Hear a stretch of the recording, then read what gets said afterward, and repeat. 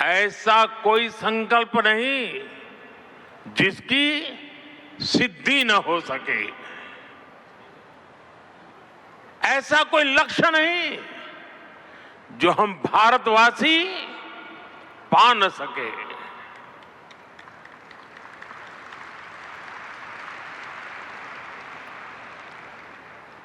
साथियों,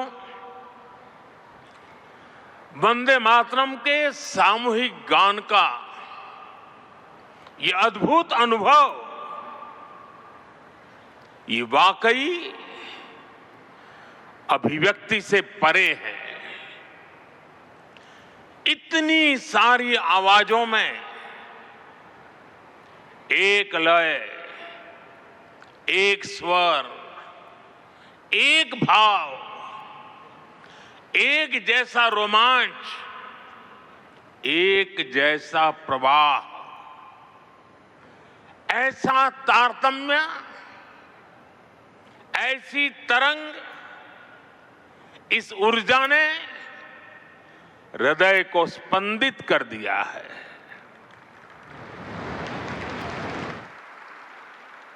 भावनाओं से भरे इसी माहौल में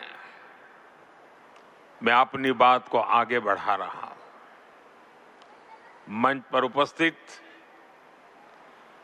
कैबिनेट के मेरे सहयोगी गजेंद्र सिंह शेखावत, दिल्ली के उपराज्यपाल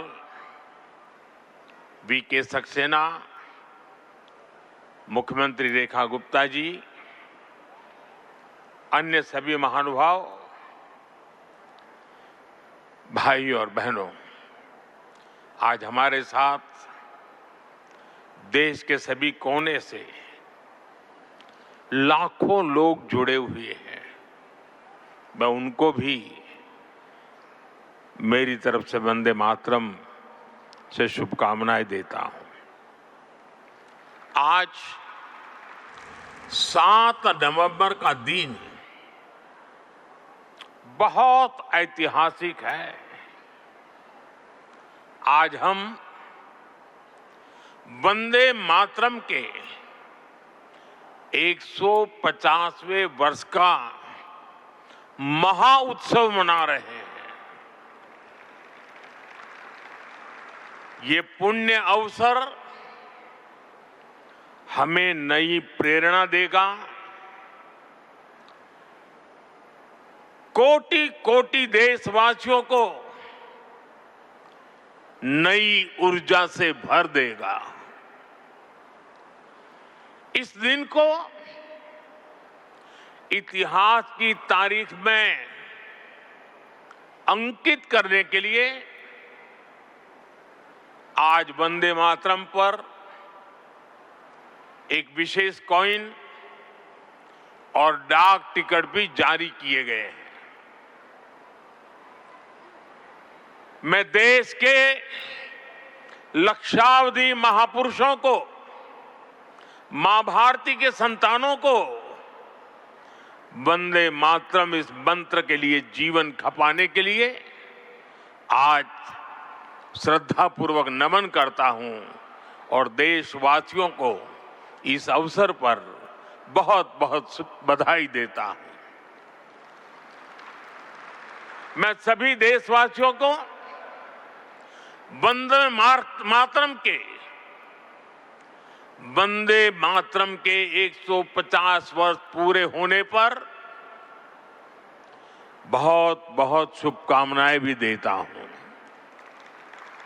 साथियों, हर गीत, हर काव्य का अपना एक मूल भाव होता है, उसका अपना एक मूल संदेश होता है। वंदे मातरम का मूल भाव क्या है? वंदे मातरम का मूल भाव है भारत मां भारती। भारत की शाश्वत संकल्पना, वो संकल्पना जिसने मानवता के प्रथम पहर से खुद को गढ़ना शुरू कर दिया, जिसने युगों युगों को एक एक अध्याय के रूप में पढ़ा, अलग अलग दौर में अलग अलग राष्ट्रों का निर्माण, अलग अलग ताकतों का उदय,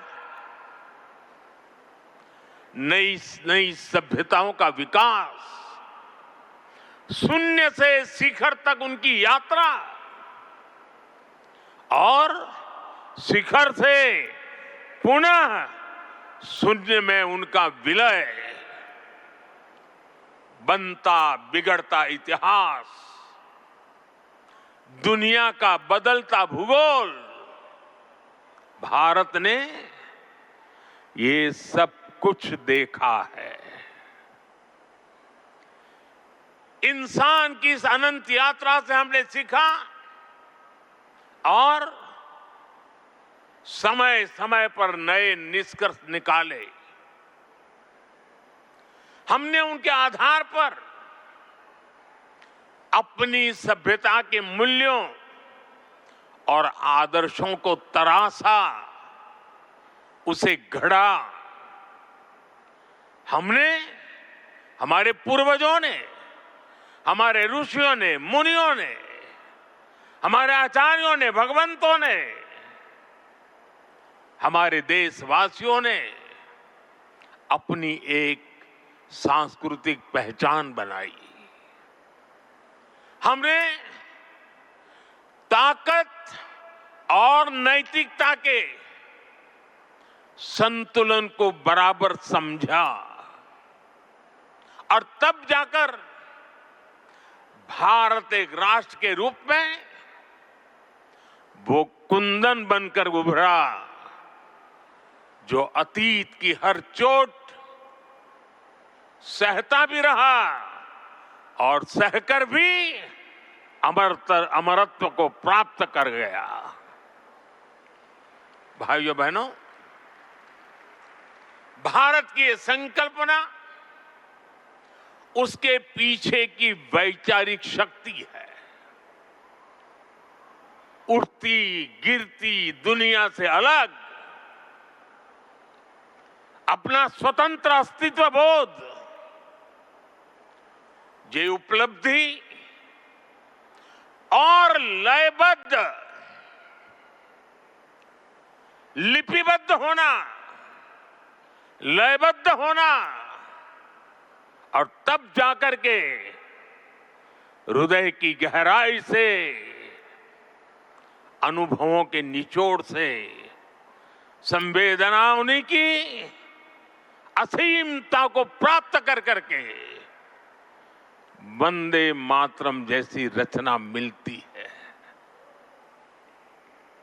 और इसलिए गुलामी के उस कालखंड में वंदे मातरम इस संकल्प का उद्घोष बन गया था और वो उद्घोष था भारत की आजादी का।